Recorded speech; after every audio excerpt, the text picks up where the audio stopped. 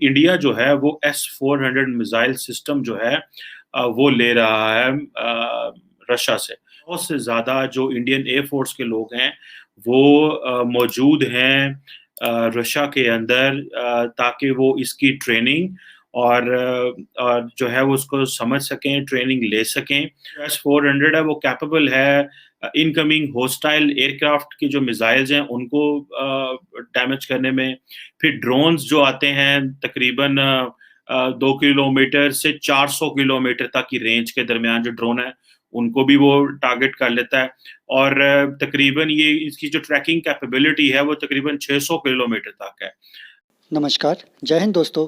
मैं हूं आपका दोस्त और होस्ट अर्जुन और स्वागत है आपका Hindustan Pakistan news and analyse में।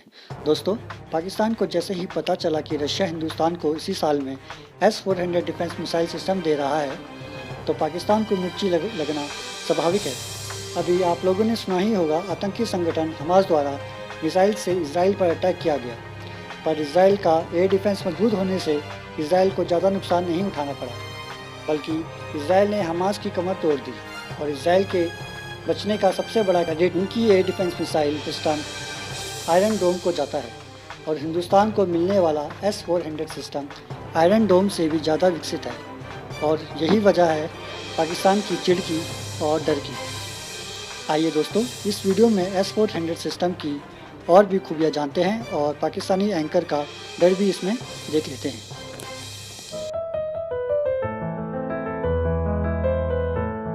जी हेलो व्यूअर्स, मैं हूं कमर चीमा। और व्यूअर्स, इस वक्त पूरी दुनिया में बहुत सारी डेवलपमेंट्स हो रही हैं, लेकिन एक बड़ी इंटरेस्टिंग डेवलपमेंट जो मेरे नोटिस में आई और जिसकी पाकिस्तान पे भी जारी बातें इम्प्लीकेशंस हैं, वो कि पाकिस्तान की जो स्ट्रेटेजिक कम्युनिटी है वो ये समझती है कि इसकी कोई इतनी लंबी चौड़ी जो है वो हम पे प्रॉब्लम्स नहीं होंगे। और वो ये है कि इंडिया जो है वो S-400 मिसाइल सिस्टम जो है वो ले रहा है रशिया से। और क्योंकि कोरोना चल रहा है, लेकिन कोविड-19 के बावजूद इसके बावजूद 100 से ज़्यादा जो इंडियन एयर फोर्स के लोग हैं वो मौजूद हैं रशिया के अंदर ताकि वो इसकी ट्रेनिंग और जो है वो उसको समझ सकें, ट्रेनिंग ले सकें। और अब ये इसके बहुत सारे सिनेरियो हैं। S-400 इंडिया ज़ाहिर बात है वो ले रहा है। एक तो उनके पास पैसे हैं, वो ले सकते हैं, बड़ा दे गॉट वो कहते हैं कि जी हम जहाँ जाते हैं हम पैसे टेबल पे रखते हैं और हम ले लेते हैं। दूसरा ये है कि S-400 उनकी जो डिफेंस की नीड्स है वो भी पूरा करता है, क्योंकि जो S-400 है वो कैपेबल है इनकमिंग होस्टाइल एयरक्राफ्ट की जो मिसाइल्स हैं उनको डैमेज करने में। फिर ड्रोन्स जो आते हैं तकरीबन 2 किलोमीटर से 400 किलोमीटर तक की रेंज के दरमियान जो ड्रोन है उनको भी वो टारगेट कर लेता है। और तकरीबन ये इसकी जो ट्रैकिंग कैपेबिलिटी है वो तकरीबन 600 किलोमीटर तक है। इसकी ज़ाहिर बात है जो इसकी डिलीवरी है वो तो 2020 में होनी थी, लेकिन पेमेंट्स नहीं हो सकी क्योंकि यूएस ने सैंक्शंस लगाई हुई हैं रशिया के ऊपर, तो बड़े इसके मसाइल हैं। अब इसको अगर देखा जाए कि इसके S-400 की एक टेक्निकल साइड है, जो टेक्निकल साइड मैं उसको इतना लंबा चौड़ा डिस्कस भी नहीं करना चाहता, क्योंकि एक तो ये प्योरली मिलिट्री की उसकी कंपोनेंट है, लेकिन मैं इसकी जो स्ट्रेटेजिक एंड पॉलिटिकल जो कॉन्सिक्वेंसेस हैं उन पे ज़ाहिर बात है ज़रूर बात करना चाहूँगा। ये एक अच्छा डिफेंस सिस्टम कहा जा रहा है जिसको पाकिस्तान भी खरीदना तो चाहता था, लेकिन ऑब्वियसली हमारे पास इतने पैसे नहीं हैं। That is a reality. कहा जाता है कि S-400 जो है वो तकरीबन पाकिस्तानी कोई तकरीबन $1 अरब का एक जो उसका यूनिट है वो मिलता है। पहले ये S-300 था, ये उसी फैमिली से S-400 है। कहा तो ये जाता है कि जो रशिया है उसने खुद अपने लिए S-500 डेवलप कर लिया हुआ है, और जो कि S-400 से भी जो है कोई 2.5 टाइम्स ज़्यादा फास्टर है। अब ज़ाहिर बात है इसको इस मिसाइल कैपेबिलिटी को इस एयर डिफेंस सिस्टम को रखना आम बात नहीं है, क्योंकि इसके लिए आपके पास पॉलिटिकल मसल्स चाहिए, आपकी स्ट्रेटेजिक कैपेसिटी चाहिए, और आपकी फाइनेंशियल जो कैपेसिटी वो चाहिए। अगर देखा जाए तो जो यूएस के डिफेंस सेक्रेटरी हैं, सेक्रेटरी लॉयड ऑस्टिन, वो जब इंडिया आए तो उन्होंने भी अपने कंसर्न से रेज किए थे S-400 के हवाले से। और क्योंकि इंडिया एक तरफ से तो अमेरिका का बड़ा करीब इत्तेहादी है, और इंडिया को इस चीज़ का पता है कि हमारे किस तरह के ताल्लुकात जो हैं वो अमेरिका के साथ हैं। इससे पहले अगर आपको याद हो कि अमेरिका ने टर्की के ऊपर भी सैंक्शंस इम्पोज की कि जी आप S-400 क्यों ले रहे हैं, क्योंकि अमेरिका का एक लॉ है जिसे कहते हैं countering America's adversaries through sanctions act, CAATSA के नाम से। ये इस लॉ के तहत वो जो भी ममालिक जो हैं वो ट्रेड करेंगे रशिया के साथ, उनको वो इसमें पनिश करते हैं, पेनलाइज करते हैं। लेकिन ये इंडिया के हवाले से बड़ा एक सीरियस इस पे वो कंसर्न आता है कि क्या अमेरिका जो है वो इंडिया को टफ टाइम दे पाएगा। क्या अमेरिका जो है इंडिया को कह सकता है कि आप ये मिसाइल, ये जो एयर डिफेंस सिस्टम है, ये नहीं खरीद सकते, और किस हद तक इंडिया को प्रेशराइज कर सकता है। मुझे इस तरह लगता है कि एक तरफ तो अमेरिका को इंडिया की जरूरत है इंडो पैसिफिक में, क्योंकि अमेरिका अपना सारे का सारा जो स्ट्रेटेजिक पॉलिटिकल मिलिट्री कैपिटल है वो इंडो पैसिफिक में इन्वेस्ट करना चाह रहा है। और ये कहा जा रहा है कि जो अमेरिकन आर्मी है वो ट्रिलियंस ऑफ डॉलर्स के जो पैकेज है वो ले रही है। अमेरिका वो कांग्रेस के सामने वो रख रही है कि हमें किस तरह जो है वो इंगेज करना है चाइना को। अभी देखें कि, और उसके लिए उनको एक पोटेंशियल पावर चाहिए, and India is a potential power for that, इसमें कोई शक नहीं है। इंडिया के अंदर वो कैपेसिटी कैपेबिलिटी है कि वो उसको वो ले रहे हैं as a partner to engage to deal with China. गो के इंडिया इस बात में स्मार्ट हैं, और ये यहाँ इंडिया के अंदर बहुत बड़ी डिबेट चल रही है कि हमें we should not be in America's, जो हमें कोई इस तरह इनसर्कल ना कर ले, या हमें इस तरह वो किसी जाल में ना फंसा ले कि हम चाइना के साथ लड़ते रहें, या हमें जिस तरह बहुत सारे ममालिक को कोल्ड वार के ज़माने में अमेरिका ने रशिया के अगेंस्ट खड़ा करने की कोशिश की और वहाँ पे एनवायरनमेंट खराब हो, जिस तरह के पाकिस्तान था। So India doesn't want to repeat that mistake. So India अपनी ऑप्शंस ओपन भी रखना चाहता है, जो कि ऑब्वियसली इंडिया के लिए एक उनकी ज़रूरत भी है, और वो चाहते भी हैं। अगर इंडिया को देखा जाए इस हवाले से, जो इंडिया है उसने अपनी जो मार्केट है, अपनी जो वेपन्स प्रोक्योरमेंट है, उसको बड़ा ऑटोनोमस रखने की कोशिश की है, जो मैं समझता हूँ कि इंडिया के लिए एक बहुत बड़ी बात है। वो इस तरह के, अगर आप देखें कि जो रशिया से जो वेपन्स प्रोक्योर करता रहा है इंडिया, वो तकरीबन पहले 72% अगर वेपन्स प्रोक्योर कर रहा था, तो वो 56% जो वेपन्स है वो प्रोक्योर कर रहा है। ये Stockholm institute of Peace Research institute जो है, ये उसकी रिपोर्ट है जिसका नाम है trends in international arms transfer 2019 के नाम से, और ये एक एनुअल रिपोर्ट जो सिपरी की तरफ से आती है। और इंडिया दुनिया के जो 5 बड़े आर्म्स इंपोर्टर में भी था। सो इंडिया ने क्या किया कि इंडिया अपने आप को सिर्फ रशिया से निकाल के अब वो फ्रांस के पास भी चला गया, अमेरिका के पास भी चला गया है, और यूरोपियन मार्केट्स के पास चला गया है, इसराइल के पास चला गया है। तो इंडिया ने ये सोचा कि हम क्यों, अगर अमेरिका के ज़ेरे साया रहेंगे तो हमें तो उस तरह के बेनिफिट्स नहीं मिलने वाले, और जो बाकी ममालिक हैं वहाँ से हम जो ताल्लुकात है ख़राब कर बैठेंगे।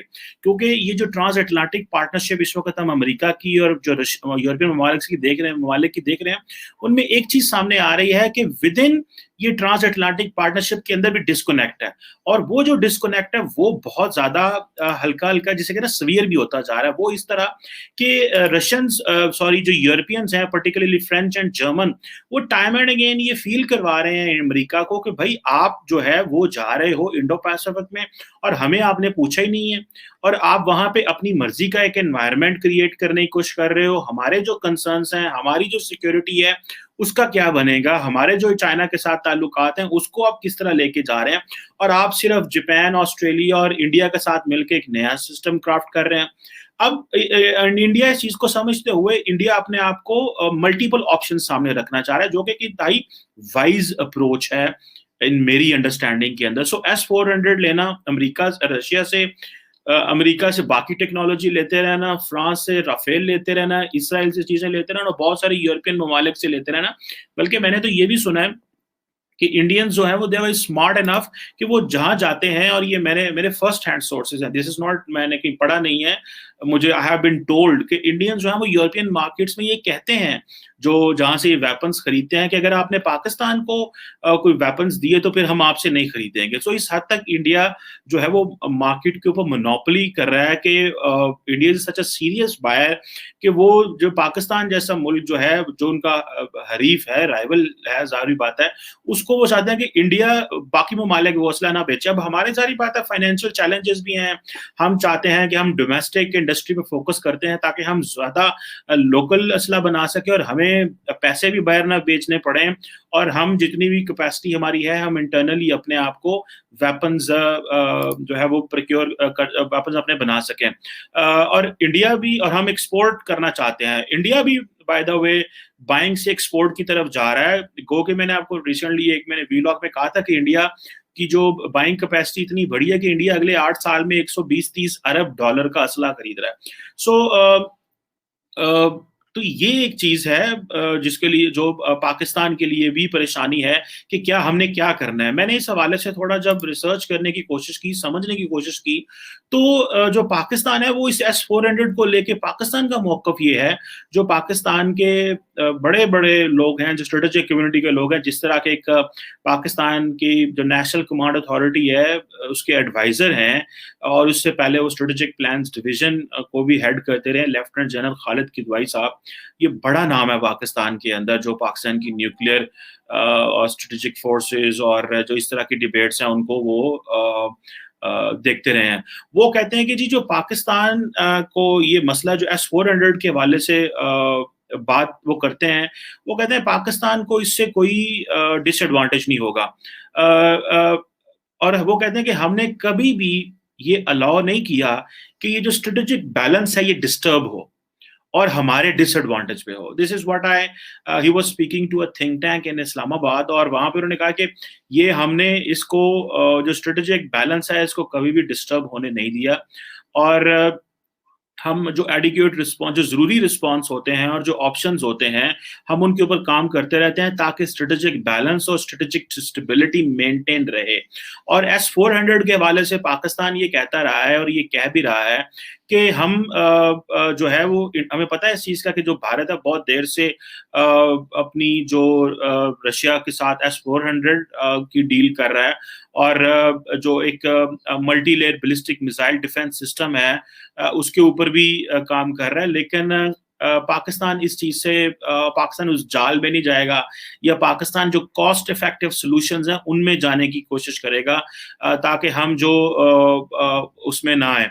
और जो इंडिया के multiple independently targetable re entry vehicle जो MIRV जो कैपेबिलिटी है, और बाकी जो 4 कैटेगरीज है, 4 जो कैटेगरीज हैं उनकी क्रूज मिसाइल्स की, उसके हवाले से भी यही है कि वो कॉस्ट इफेक्टिव सॉल्यूशंस की पाकिस्तान बात कर रहा है। पाकिस्तान जो कॉन्शियस डिसीजंस लेगा, और हम पाकिस्तान जो है वो कोई anti ballistic missile system procure करने में या बनाने में कोई अभी इस तरह ख्याल नहीं रखता।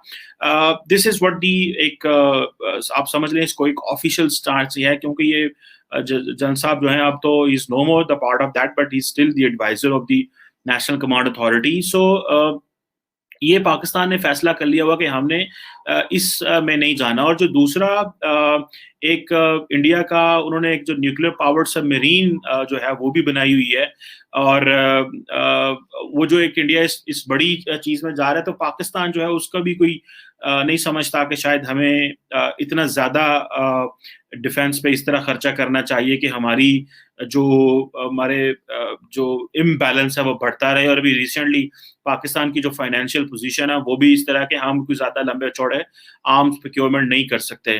और ये जो इंडिया की nuclear powered ballistic missile submarine है, INS अरहंड जिसे कहते हैं, वो अभी उसका जो जवाब है वो पाकिस्तान फुल स्पेक्ट्रम डिटेरेंस में देता है, जो इस सारी सिचुएशन को समझते हैं उनको पता चल जाएगा कि what does that full spectrum deterrence means. और जो ये स्ट्रेटेजिक टैक्टिकल और जो ऑपरेशन वेपन्स हैं वो दे आर एट प्लेस, और हमें पता है कि वो हमें किस तरह उस चीज को डील करना है, लेकिन we are not going into all that. वो जो वेसल टू वेसल कंपटीशन होता है हम उसमें नहीं जाएंगे। और ये एक जाहिर बात है कॉन्शियस डिसीजंस भी है, फैसला भी है, हमारी लिमिटेशंस भी हैं, और हमारे पास उस तरह रिसोर्सेज भी नहीं है, तो हमें इसी तरह जो है वो करना है। अब पाकिस्तान का मौक़िफ़ ये भी है कि हम अगर ये करेंगे तो हमें वेसल टू वेसल कंपटीशन की तरफ जाते हैं, तो that does not make balance इन जो हमारे एक्सपेंसेस हैं और हमारे जो अर्निंग्स हैं। और लेकिन जो हमारे पास अवेलेबल टूल्स हैं, they are enough for our defence. So that is something which Pakistan relies on। और ये भी कहा जाता है क्योंकि since nuclear weapons have been developed, so war is out of question, so and so अगर कोई tactical level पे कोई चीज हुई तो उसको हम देख लेंगे, और उसी तरह जो है वो हम देखेंगे। So this is something which is very interesting कि S-400 इंडिया आ रहा है despite Covid restrictions, despite Covid के चैलेंजेस की वजह से, बिकॉज इंडिया ने एक चीज तो अंडरस्टैंड कर ली है कि भले चाइना के साथ जो हालात खराब हुए, पाकिस्तान के साथ हालात खराब हुए, so India is itself realising कि हमें चीज़ों को नॉर्मलाइज भी करते जाना है और अपनी मिलिट्री कैपेबिलिटी को भी बिल्ड करना है, और India is in an advantages position at this moment. So at this point what is required for Pakistan is के पाकिस्तान को अपनी ऑप्शंस को ओपन करना पड़ेगा। If we just look towards China only, it is not going to be very beneficial for Pakistan.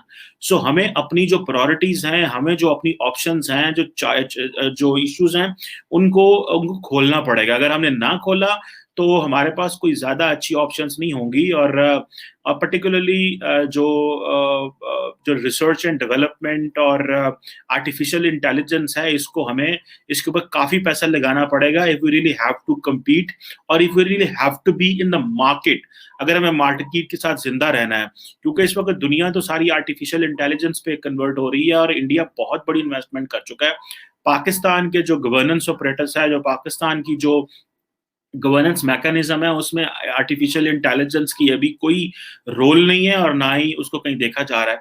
Artificial intelligence में India Pakistan का comparison मैं किसी दिन करूंगा, because we really lack in that, because of the resources and because of the infrastructure which is needed in AI।